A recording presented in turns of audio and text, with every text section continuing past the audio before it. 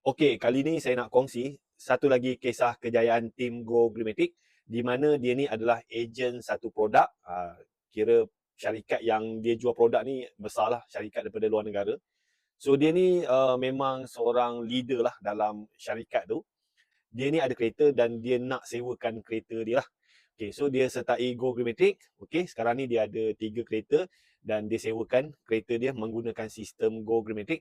So dalam masa 5 bulan, beliau dapat menjana pendapatan sewa sebanyak RM33,792 dan untung RM18,985. Okey, ini adalah Facebook tim Go Greenmatic. Nama Facebook dia Broleh Car Rental. Broleh Car Rental ni dia ada 3 kereta lah. Dia ada Alphard SA 2018-2021 sendiri, Mercedes A180 2020-2023 sendiri, dan dia ada Saga 2018 pajak. Broleh Car Rental ni, dia sertai Go Greenmatic pada 15 April 2025. Dia ni adalah ejen syarikat jualan langsung di Puncak Alam. Okey, ini adalah rekod sewaan dan untung beliau pada tahun 2025. Daripada Januari sampai April, dia tak ada jualan dan tak ada untung lah. Sebab apa? Dia baru join Go Greenmatic pada 15 April 2025. So, dia mula menjana pendapatan sewa daripada Mei lah. Okay? Mei sewaan dia 3,780. Untung dia 3,260. Jun sewaan dia 7,162. Untung dia 5,410. Julai sewaan dia 3,850. Untung dia 3,200. Ogos sewaan dia 11,940. Untung dia 3,440. September sewaan dia 7,060.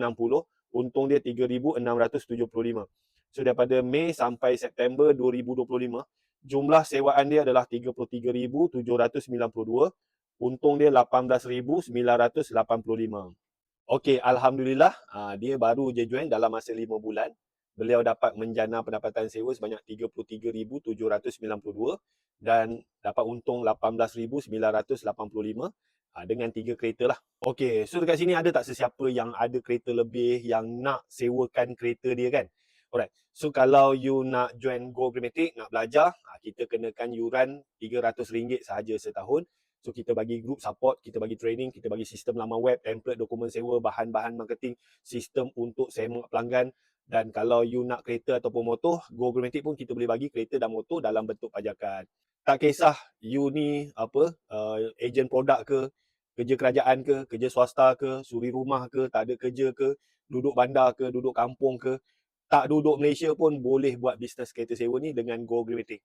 So kalau you nak join Go Greenmatic, you komen nak join, you screenshot video ni, you pergi dekat saya punya bio, you message saya cakap nak join team Go Greenmatic. Like, follow, komen dan share. Kalau nak belajar macam mana nak buat bisnes kereta dan motor sewa dengan betul, boleh.